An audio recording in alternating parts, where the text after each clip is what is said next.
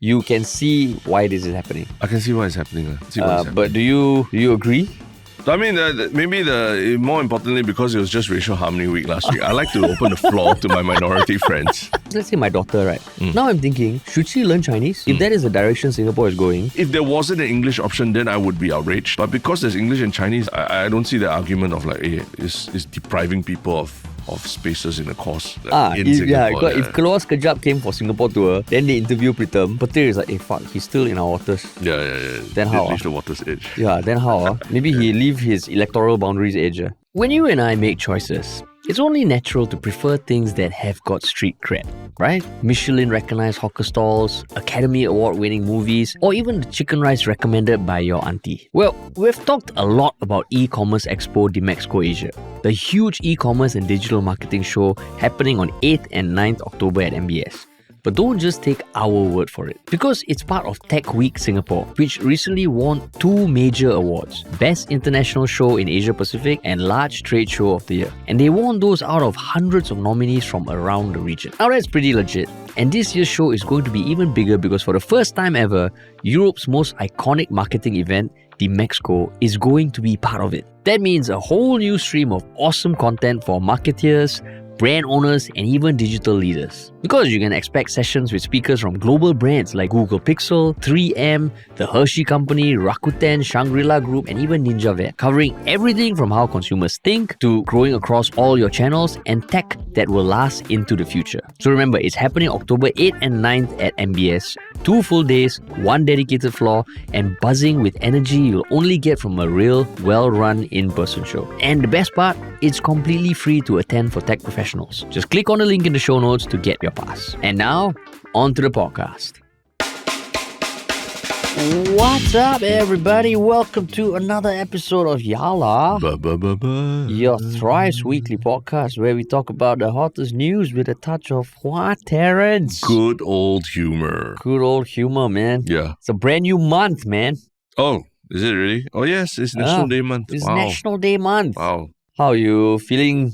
Like patriotism like flowing through your veins, you know? Probably not as much as you are. Like, given that you're hosting an actual NDP event and all that. Yeah, man. Gotta get the red blood flowing. Yeah. I mean, I think, I don't know, I just feel like this year the vibe ain't as strong. And I say this also just like, observing my kids' preschool and stuff like that. I remember last year I was like, by this time I was like singing the NDP song non-stop already lah. Because, my kid would have learnt it in school and he brings it home and everything.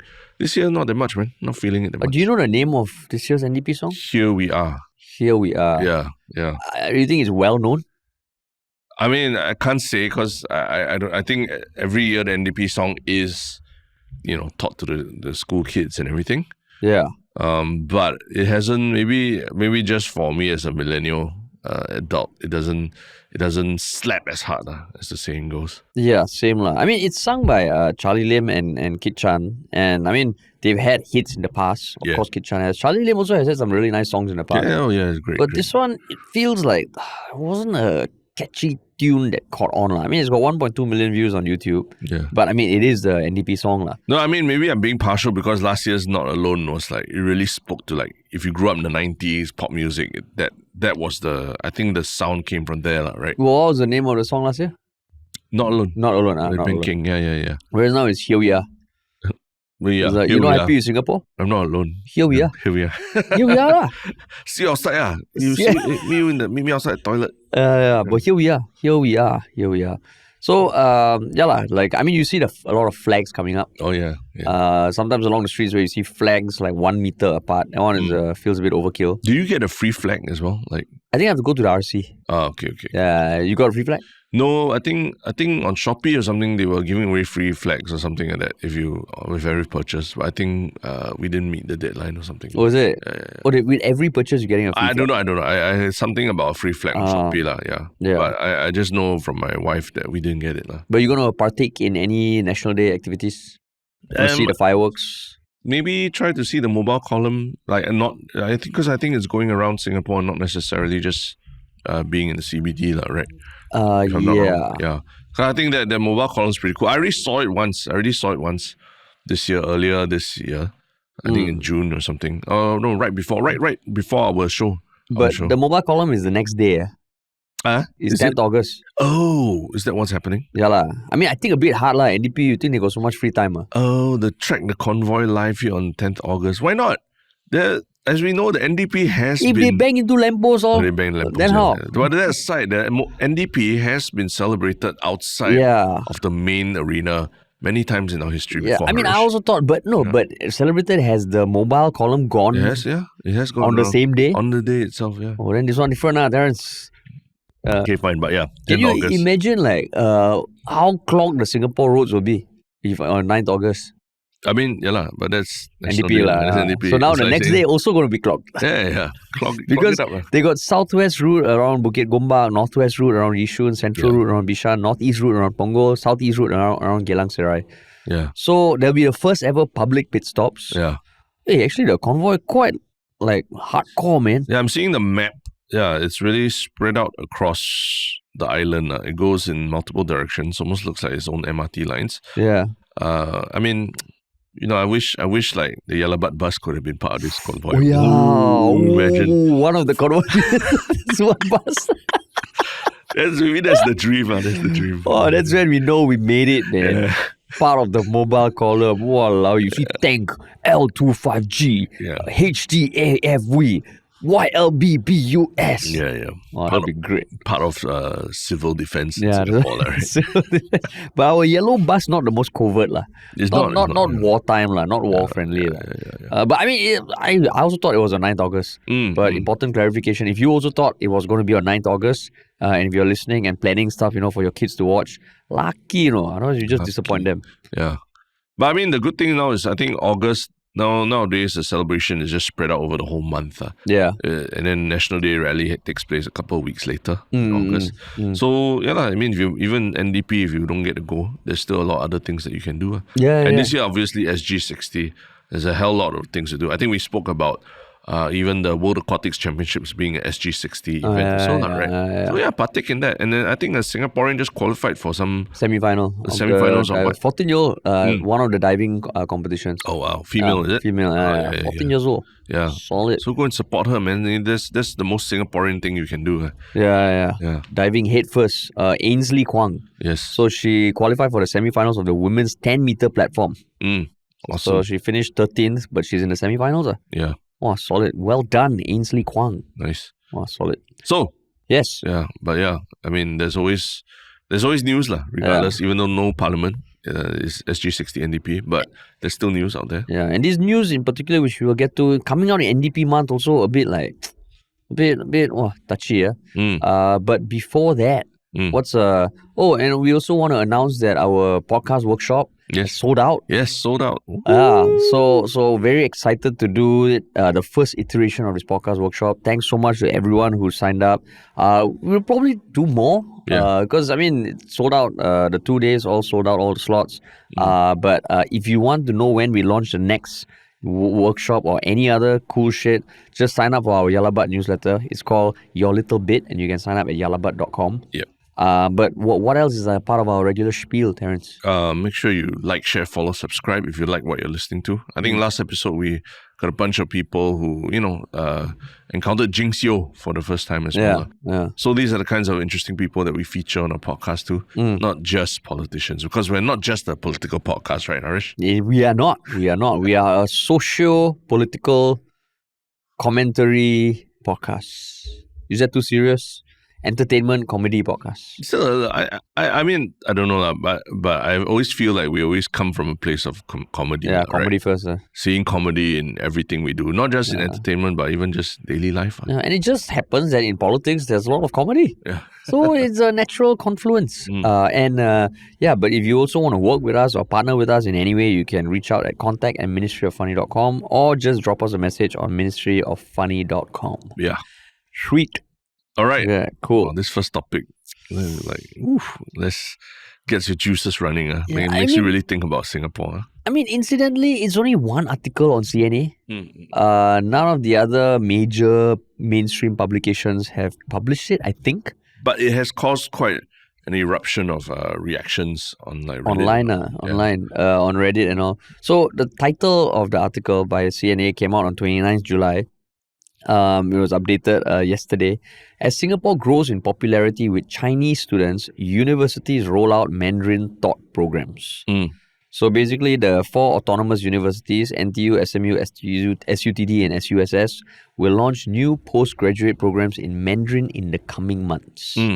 So the moment I saw this article come out, I already knew that, okay, if hopefully we still get a chance to talk about this on our podcast. Yeah. And before I go into the details, like when did you first catch wind of this article?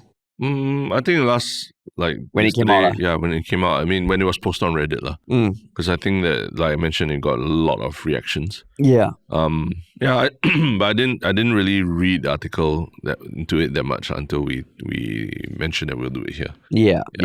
So basically, the news is that interesting that the tertiary institutions. NUS is not part of them. But say NTU, they will introduce a new Executive Master of Business Administration in Mandarin this October. So basically a Mandarin MBA.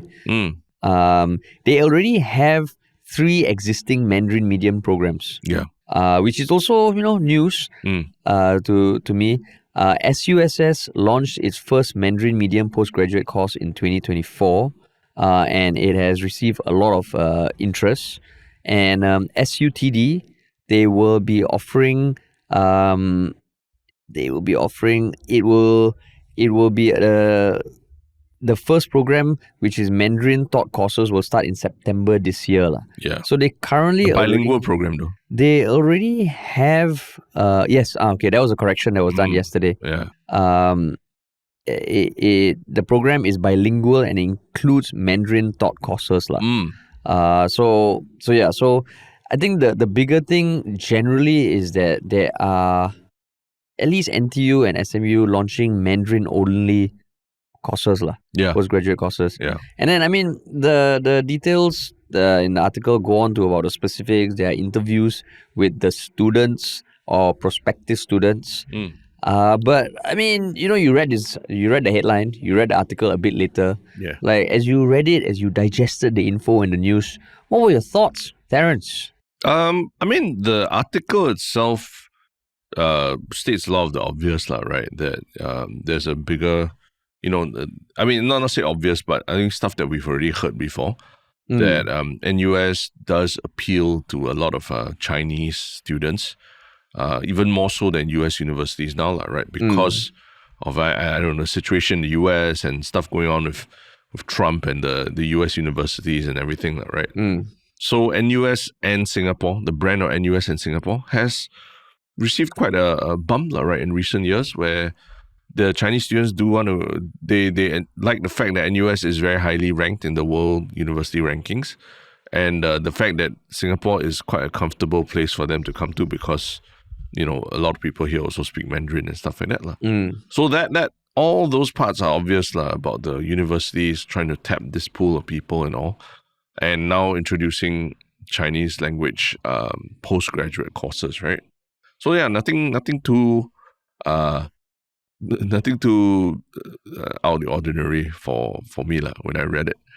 It was more the online reaction that I read that I felt like, oh, okay, there are a lot of people who are unhappy about this. It didn't strike you as being like it was nothing out of the ordinary in the sense that you can see why this is happening? I can see why it's happening. Yeah. I can see why it's happening. But do you agree? I mean, maybe more importantly, because it was just Racial Harmony Week last week, I like to open the floor to my minority friends. And his name is Harish Tilani, in case you didn't know. And allow them to just give their spiel about it. I'm just telling you, like, when I read it, I was like, it's just a university decision. But sure, please. Thank you so much for the airtime, Terence. It is an honor to, share the stage with you during post-Racial Harmony Week. But basically, I don't like that this is happening. You don't like it? Yeah. Angry. I think it's very annoying. And I think it almost makes me sound nativist and xenophobic. But the reason is, okay, so, we have also covered in the past the trend of tourists from China flooding universities in Singapore. Yeah. To come and see the thing, which, I mean, by all accounts, it's terrible. You know, it's disrupting classes, it's disrupting lessons. So when you look at this, it's like, okay, just there's a demand and the university is opening it up because they know they can fill it. Yeah. But then, even without looking at the foreign element kind of thing, right? It's kind of like it leaves out people who don't speak the language. Right. And I would imagine all universities have finite resources, both in terms of physical space, teaching capability, funding. So to start having more courses that are only a specific language feels a bit odd. Because, and I mean, it feels like it's a very calculated move because, I mean, NUS, as of today, they've had this program for a while. It's the Masters of Arts in Chinese Culture and Language. And it's taught only in Chinese. So that one, of course, it makes sense. You know, but for these MBAs and all to be very just Mandarin only feels a bit odd. And the article, I don't know whether they were kind of trying to get a subtle message across because the students they interviewed, they literally gave reasons to how having a Mandarin only course is easier because they don't have to reach a certain standard proficiency in English. And then there was another one who said, you know, compared to the US and UK, they're more keen to come to Singapore because there's a higher chance of getting permanent residency. So it feels like, wait, are you giving these reasons to almost stir up certain emotions in Singapore, in Singaporeans listening to that? Because, and I mean, again, going back, even without thinking about, okay, we are kind of catering only to a certain demographic who speaks a certain language. It's having these courses, they limit people who don't speak Mandarin. And once you think about the foreign element, I thought we're all about like integration and like, you know, assimilation and all that. So this one feels like it's a bit counter to that. But even saying this, I sound like one of those people who was debating Mehdi Hassan on the Jubilee video, one progressive against 20 conservatives. Because there was literally someone who was saying that, you know, immigrants coming to the US is a big problem and all.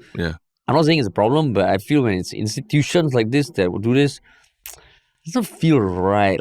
No, I get what you're saying. Like, because I remember we had that debate about whether new citizens should take an English test, right? Yeah, one of the fiery debates. And it's very clear. I think it was very clear to you, right, that you know, if we're talking about the lingua franca in Singapore, what everyone speaks in Singapore, it's English. Right? It's very clearly stated.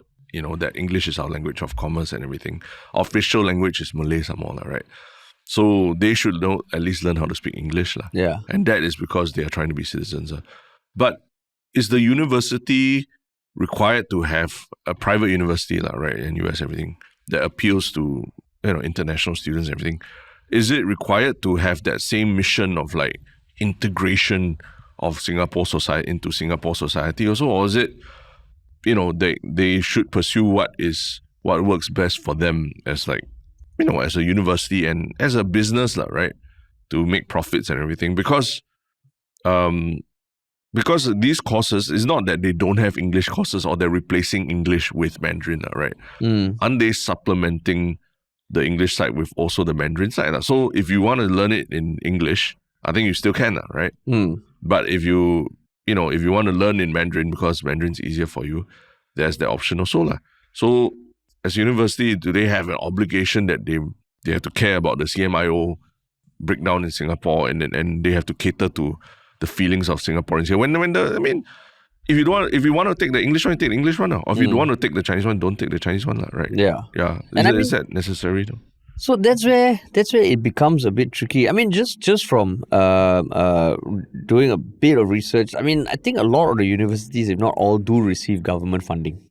Right? So, you know, when we ourselves as a production company, we get government funding for a project, we need to hit the public service broadcast values. You know, racial harmony, cultural harmony, blah, blah, blah, blah, blah. And that's mandated. So it feels like, I would say that these universities do need to act in a certain extent in line with the government's general direction. But on the flip side, I get what you're saying about how if they open up this course, there is demand, there is more revenue coming in, they can technically hire more lecturers, which means it might not cannibalize the existing lecturers. Of course, the space, that one might be an issue, the resources, I think it's hard to deny that. But it becomes something like we are hearing in other aspects. I mean, even on our podcast, we have talked about how you see like a lot of brands from China coming to Singapore. Yeah. And there's that feeling. And then you hear, when you interact with people on a daily basis or regular enough basis that can't speak English, be it in service and all, there's that feeling. And this is just another one of that feeling. I don't know. But you see, like the F&B aspect, right? Yeah. The problem, I think, is that we're seeing all these China brands replacing the Singaporean or the other options, right? Whereas these courses, they're not replacing the English courses that are already offered, right? They're offered alongside the English courses, and they cater to a market that, it's sort of, I think a lot of these people coming for these courses might not even be like the people in the article, might not even be thinking of staying in Singapore. It could be more about using the NUS brand, getting the branding, and then even going back to China again. Because, if they can't speak English well, doesn't bode well for them in the job market in Singapore. So, right? So, I also am not happy about the fact that, a lot of our Singapore brands are being flooded out the market, right? But I do feel this one is like, especially because of postgraduate courses as well. And a lot of these executive postgraduate courses, because like back in university, I did work at some of these executive MBA courses and all that. And the truth is, most of them are people come for like a week to the school. It's just for networking or just meeting other business people. They're not really part of the university fabric. Like you don't even see these executives walking around or, like being part of the university as much. They really come, take the course, have a buffet lunch with their classmates, all that, then they go back to their lives already. So it's almost like, and it was a great revenue stream for the university, and I totally understood why they kept doing it, even though those people were, way past university age, and they might not even be the demographic of what you expect like our university people to be. So if that was adding revenue to the university, or that, I can understand why they did that. Yeah. Yeah. But when you say the brands are flooding out the Singapore brands, in some way, if this course is Mandarin first, that means, let's say I want to do an MBA in that course. I'm going to be at a disadvantage. Because, but there's an English version. Yeah, but then if you think about it, let's say 50 students each, right? You have your existing course of 50 students, I have a 1 in 50 chance to get, right? But then when you open up another 50, technically, I would like to have a 1 in 100 chance to get.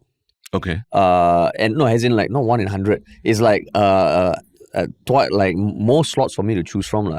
But by putting this language restriction, in some way it does result in less Singaporeans being able to get it.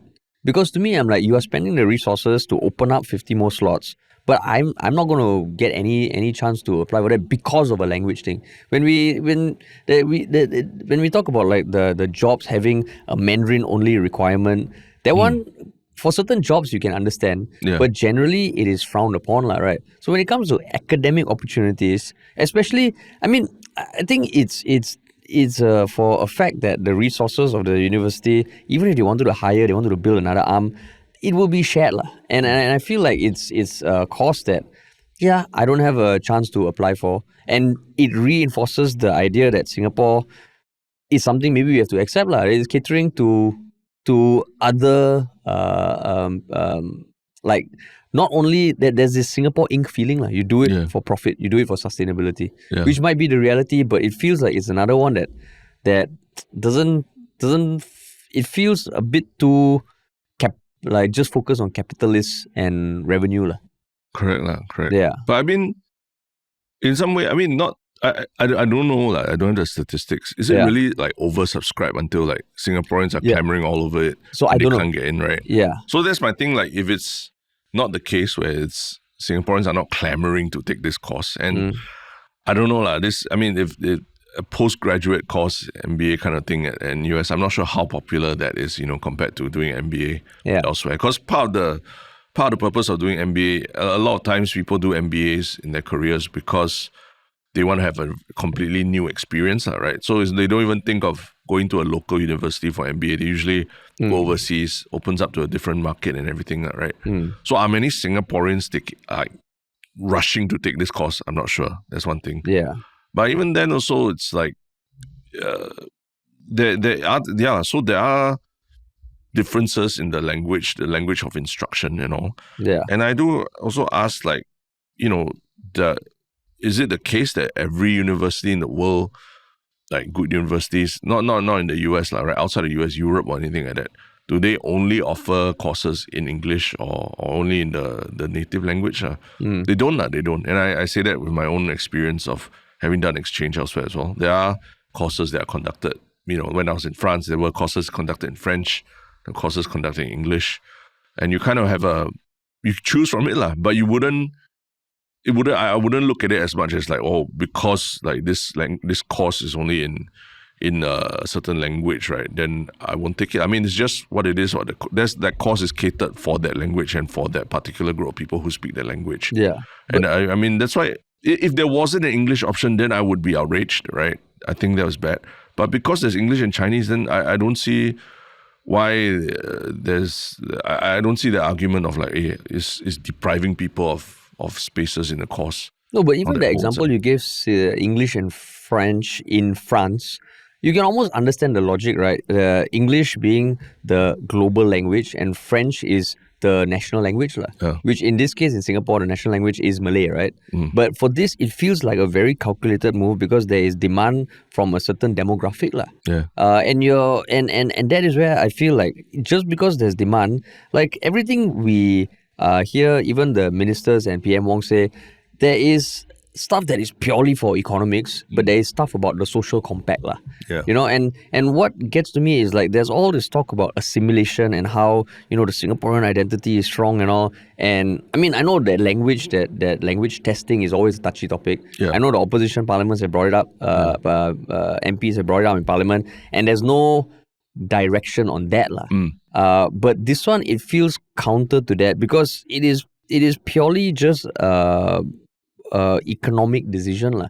And I feel like when it's like one of these things, the signal it sends in the sense that if a university is dedicating resources to open up a new course, why does it have to be for a specific language, even though there might be English equivalents? Because then there can be more opportunities for people even from the same country, like from China, to apply. But it's because their English is not that good, so then we cater the course in their native language.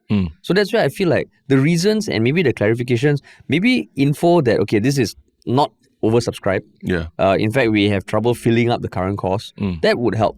But when the article is just like this, and it feels a bit odd, especially when the people applying, they make it so clear, like, okay, Singapore, it's a very transactional thing. Singapore's cheaper.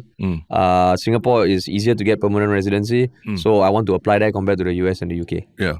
Yeah.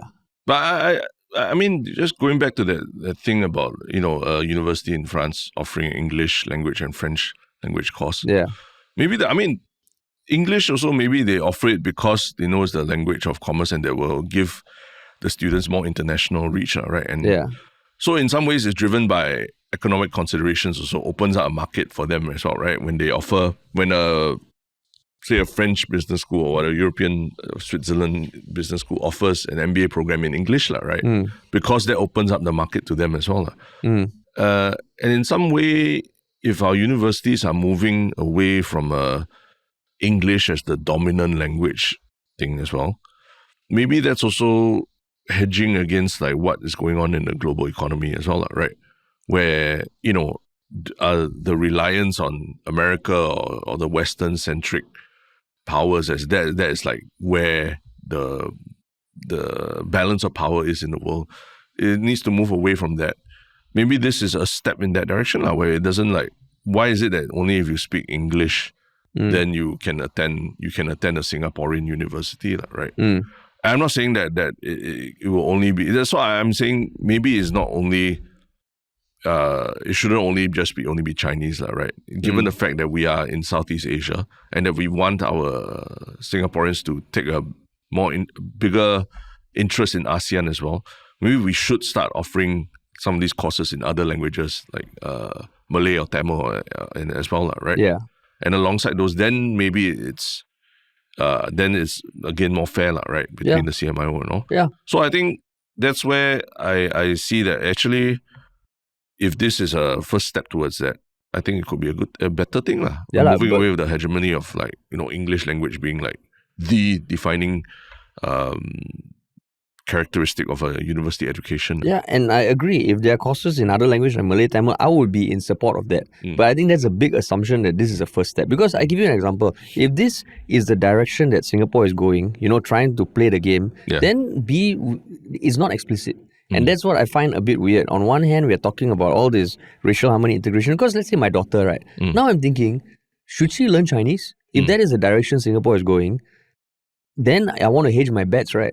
But then and that arises from these sort of academic directions, lah. So unless there is confirmation that there is a goal to have more multilingual courses, this one, the way it's presented and the fact that there's only one mainstream media outlet that's publishing it, it feels like I think this deserves more debate, lah. And for all we know, this might be the best decision. Yeah. Maybe the universities, they're struggling with funding, and to survive, they need to do this. But then there needs to be more context. Maybe this is the first step. Okay, testing waters for this language. We have plans to expand. I think that is all worthwhile. But to just see this and with no other info, it feels like it's a direction that goes against what we're constantly fed. But I guess the difference between us is that I don't see the university as an extension of what the government's aims for Singapore are. I see them as like their own private institutions, and they make their own decisions on their own P&L and all that. I think your point about government funding is important. Yeah. And they need to account to the government, if depending on however much funding they're getting from the government, they need to account for how they are ensuring that there's access to education for Singaporeans.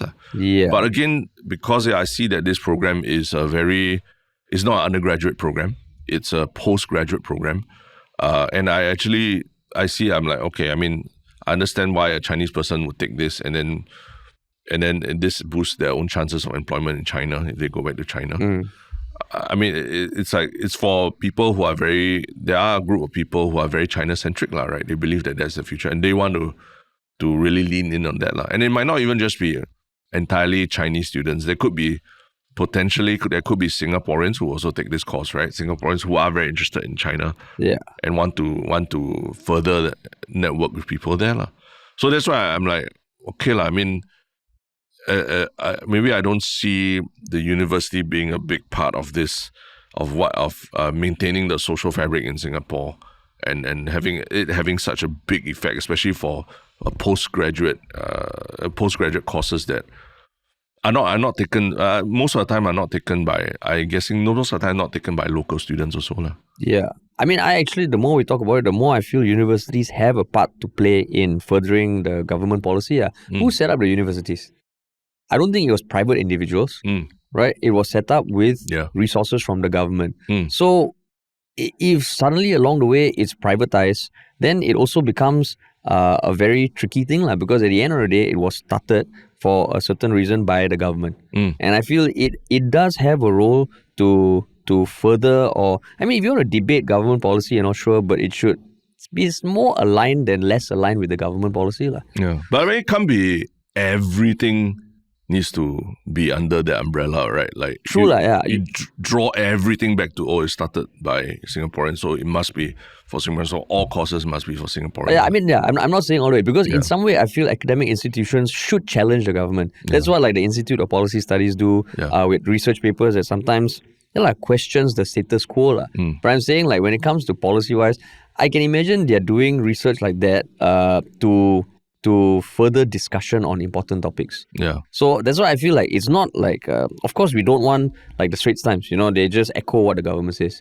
But I feel like there is some relationship, and there is, not say a full responsibility, but I would imagine that there should be some direction that is in line. But I think that's valid. It's valid. Yeah. But I just don't feel like everything the university needs to be seen through that lens, because as long as there are certain checkboxes, especially for undergraduates, I feel access to undergraduate education is very important for all Singaporeans, right? The equal opportunity. I think that's very important. If that's covered, it's good.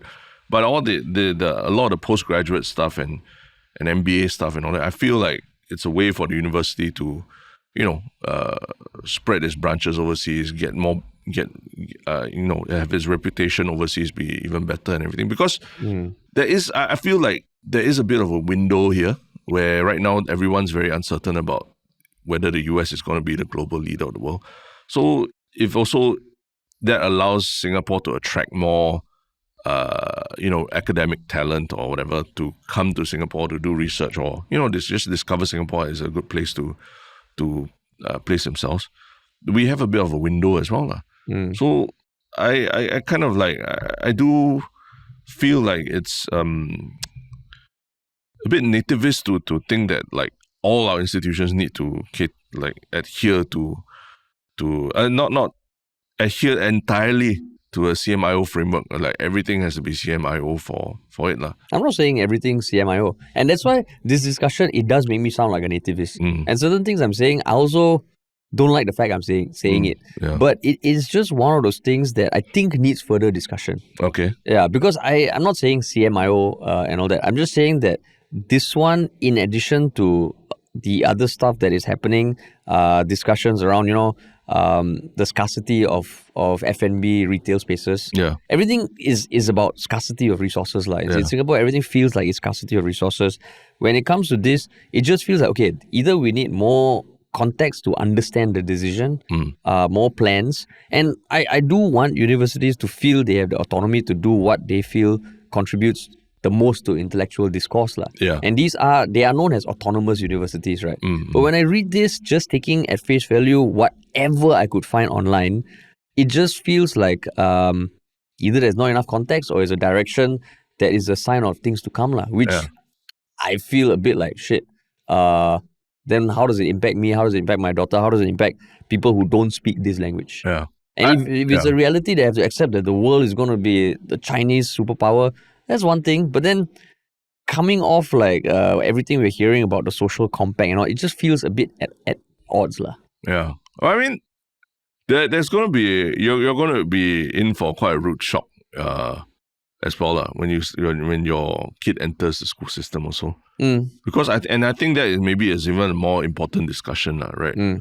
Because in a lot of even preschools, the only second language that is offered is Chinese. Chinese. And there's no other option really. I mean, okay, there are options if you go to a private preschool, everything.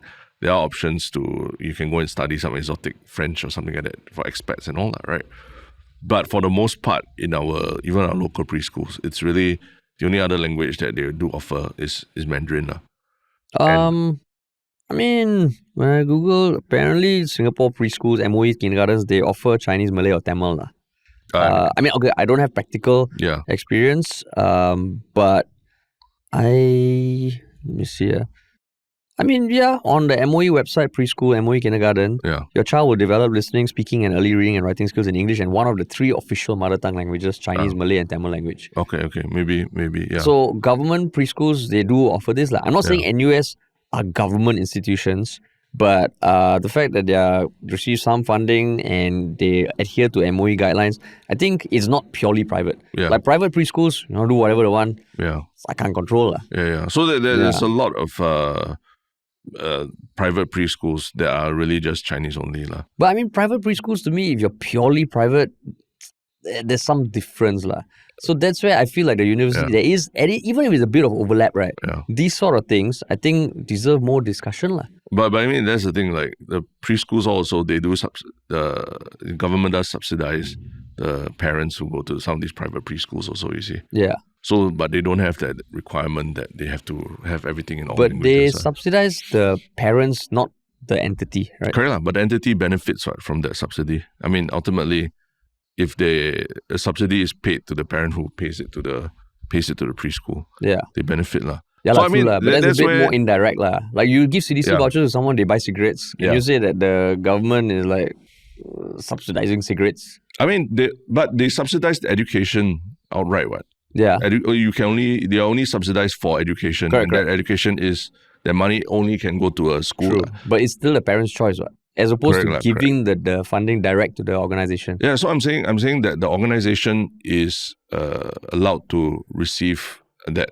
I mean, it does benefit from that. All preschools, they are under an organization called ECDA, right? Yeah, in Singapore.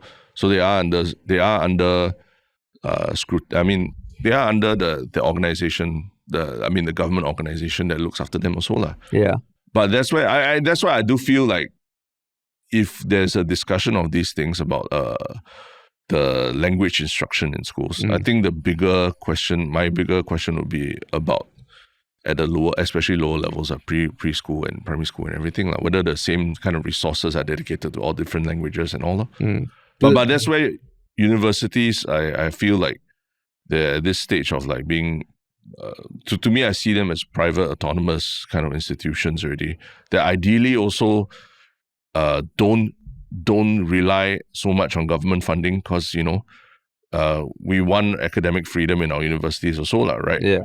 Where they have to do certain things because of the funding. And then we're seeing that what's happening to the universities in US who have to bend the knee to the government as well, right? Yeah. So in some ways, I think there's a bit of a separation between what the government wants and what the university wants also is important to me also. Yeah, but then I disagree with what the universities are doing.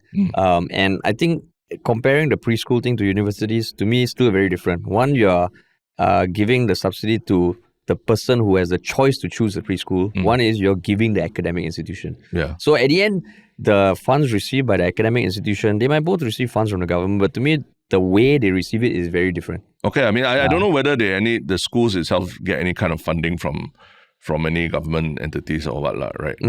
But I think my point was that I'll be more concerned if it's at a lower level of instruction where languages and exposure languages is not there. Whereas at this very high level of postgraduate order, I almost feel like it's not within, it shouldn't be within the control of the government to say, hey, you've got to have this in like multiple languages and everything. Yeah. And it's really becomes more of a economic decision for the university already. Which is why I'm curious why NUS is, I mean, as of now, they are not launching any new courses like that. Yeah. I don't know. New courses like what? Sorry. In Mandarin only. Because of the universities, NUS was not mentioned. Oh, it's not? Okay. Yeah, it's NTU, SUSS, SU, SMU and SUTD. Yeah. So, I mean, I hope this is discussed more. Yeah. At the end of the day, I'm not saying I can't be convinced, but it feels, you read that article, it feels like very transactional. And the interview quotes they chose also, I don't know whether they want to stir up nativism in people like me. Yeah. I feel like a nativist. Like I said, I feel like a conservative person on a right-wing podcast in the US. Yeah. But I also just, I mean, there are people online who share similar sentiments. Of course, it goes down some very terrible paths. It does, yeah. But I think it is worth discussing. Yeah, and even from our discussion, there's stuff that we both don't have info on because it's not publicly available. So, don't know. I think the discussion aside from this topic is, there's a lot also debate about when the Chinese students are in English courses at US and everything. Yeah. And there isn't a very good integration with like local students or other students of other nationalities. And there's a lot of instances, I mean, anecdotal, but at least they are there, that, the Chinese students stick together in their groups and all that, things like that. They don't socially mix with other students. And I think that is not a good thing. I think that one is like, and that one, unfortunately, maybe it's harder to mandate that people have to mix together. Correct. But more needs to be done to integrate, especially students who are already, especially undergrads, right, into the society. Because there's a good chance these people are looking for jobs here and will, stay for longer than as an executive MBA person, right? Yeah. So that one I feel like is a big thing that NUS needs to try and fix. Yeah. But resident nativist. Nativist. So, but these kind of articles, that's what they do. Yeah. And I mean, again, I'm saying if this was done for any other language, not just Mandarin, if it's done for Hindi, I would feel the same way. Yeah. So okay, but thought experiment, if let's say they offer a course that's in French there's not that one, no problem there. Same thing. Same thing. Same really? thing. Because at the end of the day, like, what is the rationale for that? At the end of the day, if you are kind of saying, okay, this is only for French-speaking people, and it's not about French culture or French history, it feels a bit, but what's the rationale? to cater to Francophone countries lah. Then- Not just France lah, it's also other. Then countries make that also. part of your school ethos or something lah.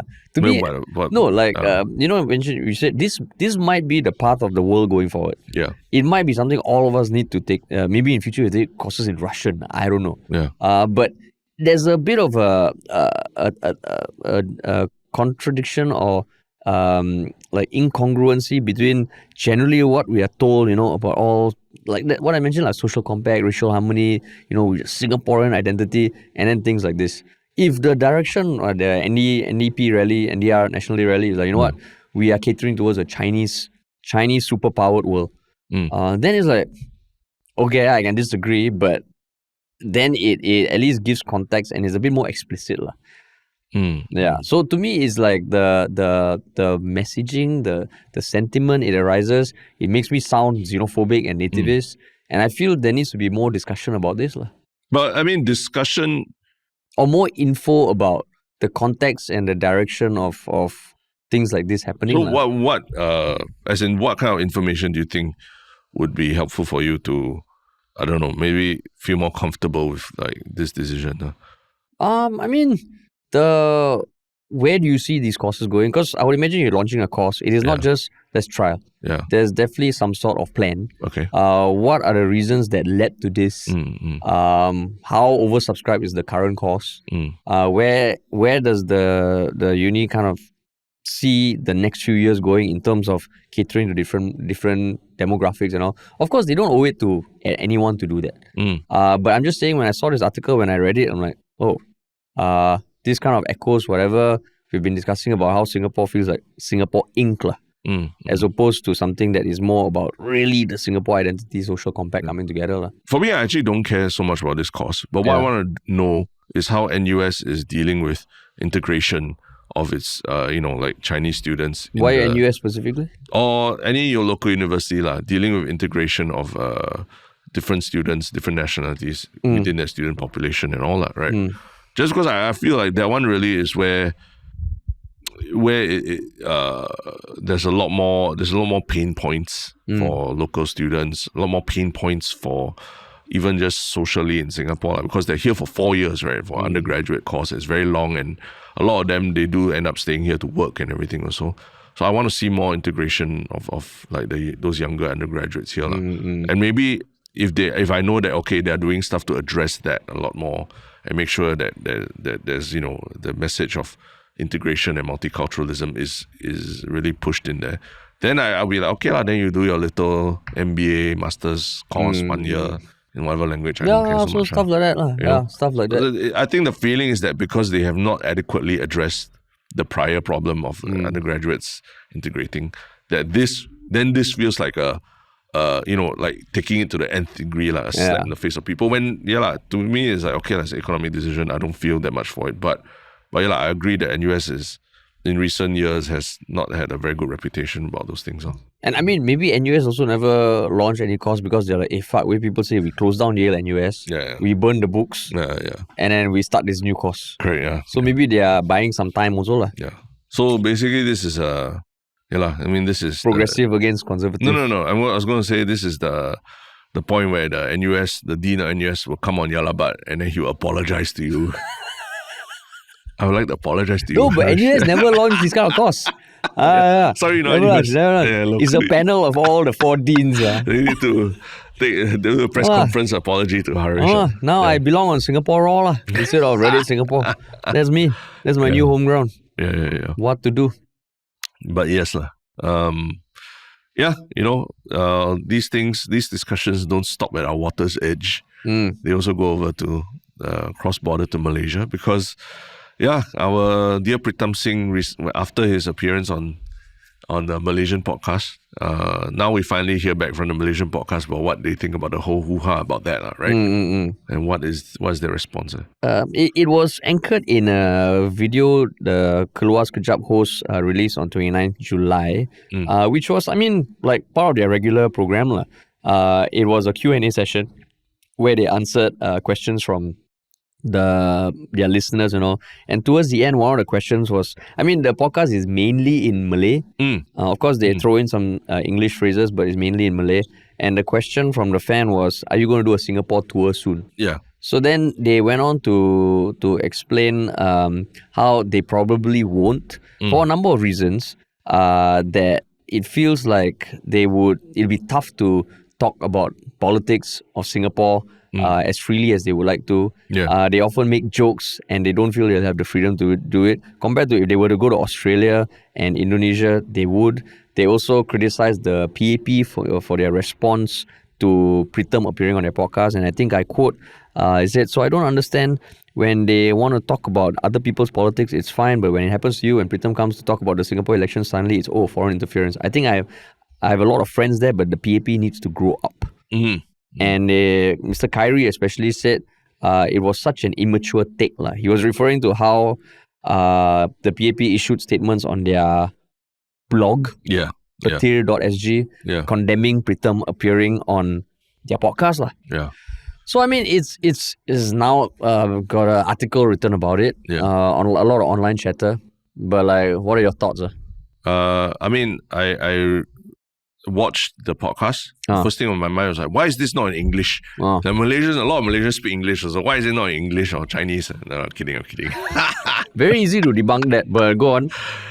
No, but I watched it because I wanted to see the expression on their faces when talking about it. And it is angry. It is quite angry. They're quite angry about it. They've taken, I think, I don't know whether it's anything personal, but they really talk about skipping Singapore entirely for their tour, right? So, and it does sound like, at least the way they're framing it, it's a decision that they're making on their own, right, to skip Singapore entirely. But I'm not sure whether they've also been told that maybe, hey, don't do it in Singapore because now, climate not good for you all and, and all that, right? I'm not sure. But it does sound like it's of their own volition that they want to skip Singapore. So it's real. The irritation there is real, right? Yeah. It's not just a throwaway comment or anything like that. It's like they sound like quite angry with Singapore in general, right? Or the response from Singapore. Yeah. But and what do you think that is? Huh? What do you think that is? So I mean, I guess they don't like being framed as being as foreign interferers in our local politics. They talk about the instances that they've spoken to Straits Times or what about Malaysian politics, but that doesn't mean it was never framed as like foreign interference in Malaysian politics or anything like that, right? So they're saying like, why is it now that they're treated like they are, an enemy of the state or something like that, right? And maybe that's why they are so upset about it. Yeah. I mean, same thing like they were upset. I think there's also a part of like how in Singapore it's always fun to shit on Malaysia. I think there's a bit of that also as commentators. But I think listening to it, I mean, just addressing even our own take on this, because we've been called PAP dogs for not condemning the way the PAP responded to Pritam appearing, and in fact focusing on how salty we are for Pritam not coming on our podcast. Just to make it clear, I think we definitely both found, correct me if I'm wrong, that the PAP's response was ridiculous. Right. I would like it if Pritam came on our podcast, but that's just because I want him on our podcast. As opposed, with regards to him talking, I think we also mentioned on the podcast that maybe it felt like it was a bit too close to the election. Talking about foreign interference and then you go and do this. But their take on it, I mean, I don't necessarily disagree with what they're saying, though I did try to find instances of PAP or PAP candidates talking about other countries' politics in the past 5 years. It's not easy to find. Like they talk about geopolitical tensions. They talk about how issues between these two countries might affect Singapore. But about politicians, aside from the congratulatory messages when a leader gets elected, I don't talk much. Which I thought there'll be more. Yeah. So, I mean, I'm not saying I also agree with your take that it should end at the water's edge, but it just feels like this one, it just keeps going on and it's never going to die down. Yeah. I mean, even like, I think earlier this week, we got a chance to attend the IPS conference as well, right? Where Lawrence Wong was one of the keynote speakers there, right? And there was just this really telling part during the speech that he made, which I think you can find online, so it's not even a secret. There's this very telling part where I think the question from the moderator, Janadas Devan, was about the tariffs, right? And he talked about, Singapore now, we have a 10% tariff on goods with the United States. And then I think Lawrence Wong, in a moment, he just like, I don't know, it just keeps changing. And then everyone laughed, ha, ha, ha, ha, right? Yeah. But in just that moment, it was very telling about what he thinks about this whole tariff situation also, right? That it's kind of ridiculous and all. If you read from what his comment was and all, you can insinuate that that's what he's saying, right? Yeah.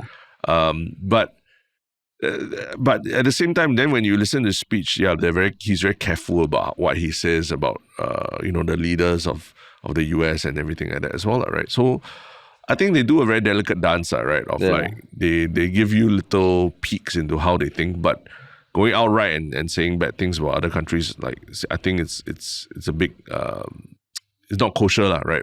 For politicians. But in this case, Pritam Singh, he was talking about Singapore politics, right? More than anything. Yeah. So it's not really apples to apples comparison also, right? Not really apples to apples in what sense? I mean, comparing to like PAP leaders talking about other countries' politics and all that, right? And how they have to toe the line. Yeah, that's true, that's true. And I mean, their example of coming to Singapore to talk about Malaysian politics, I think it's just maybe the political scene in Singapore, Malaysia, very different. I'm not saying that just because the PAP never talk about other countries' politics doesn't mean that opposition candidates should not be allowed to also. Yeah. It just feels like, I agree with them that the response from the PAP was ridiculous and almost a bit too overhanded. Yeah. And it feels like very frail, frail. I know we have had journalists like, or ex-journalists like Bertha Hansen, Cherry and George come on our podcast and say the one way to really build up the robustness of our electorate and all our leaders or elected leaders is to have a strong media. To kind of push them for answers and force them to convince us why a certain policy works. When you see these kind of things, it just points at almost very insecure. Yeah, I just thinking, if I put my hardcore PAP supporter hat on, right? There's a lot of other things in the interview that I would have jumped on, basically, if I wanted to discredit like Pritam Singh and all that. What? I mean, the fact that he said that he wasn't PM, he doesn't want to be PM. I think we talked about that, and even Walid also agreed that it is such a not something that a very strong politician who wants to inspire people should do, right? And I think in some sense I do agree with that, and I feel like I could jump on that a lot more if I wanted to discredit the opposition or discredit Pritam Singh per se, but not so much about him going on a Malaysian podcast. I think that one is for us podcasters to feel salty about, right? Yeah. That one, I think we will do the job and we will feel salty for PAP. And I don't think it's wrong for us to feel salty. Some people have said, why are you so salty? Maybe you don't want to come because you're not good enough. No, I have every right to feel salty. Yeah, we will throw the salt. We will throw the salt. We just salt-bait. Salt-bait shit. PAP doesn't need to do that. But because they did that, it does appear a bit more petty. And maybe they should just focus on other things he said as well that actually they could spend more time attacking, right? Yeah. And that's our free advice for Patil, right? Yeah. So I mean, in this case, you think Patil will respond to this? I hope they don't.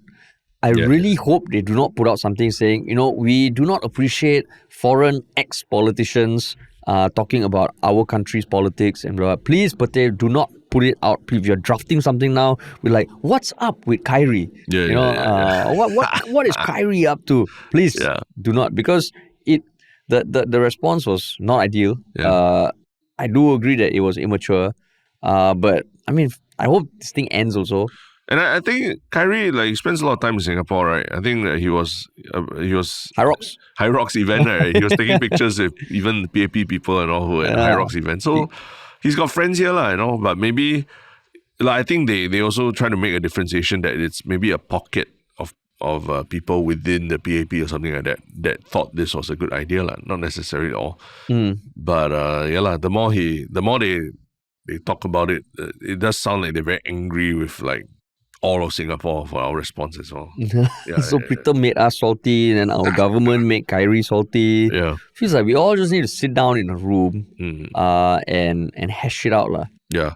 I mean, ultimately, also, when we get interviewed by foreign media and everything, and we talk about Singapore politics, in some way, that's true. We are talking to foreign media, right?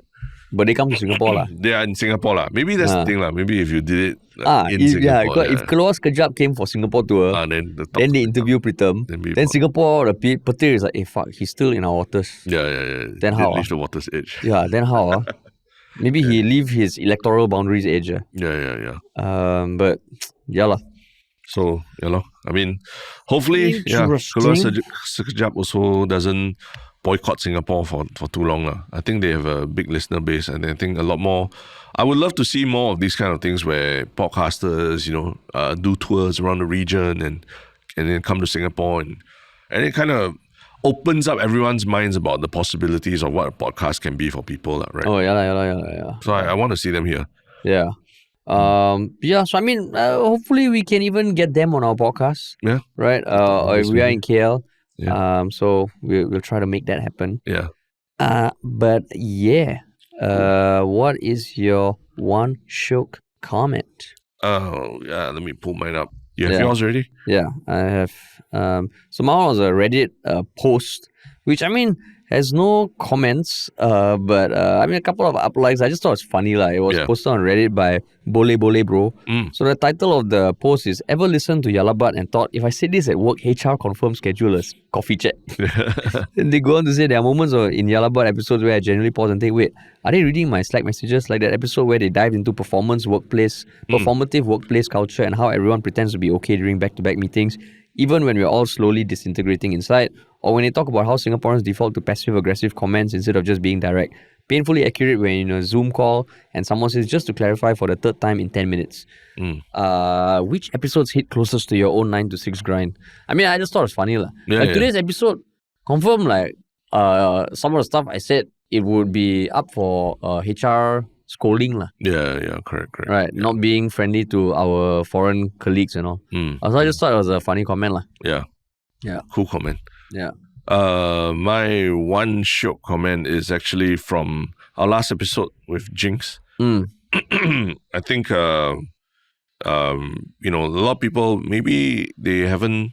This is the first time they've seen Jinx, right? As in, he's a comedian who's been. I mean, he's done it for so long already, but they haven't actually heard of him before, right?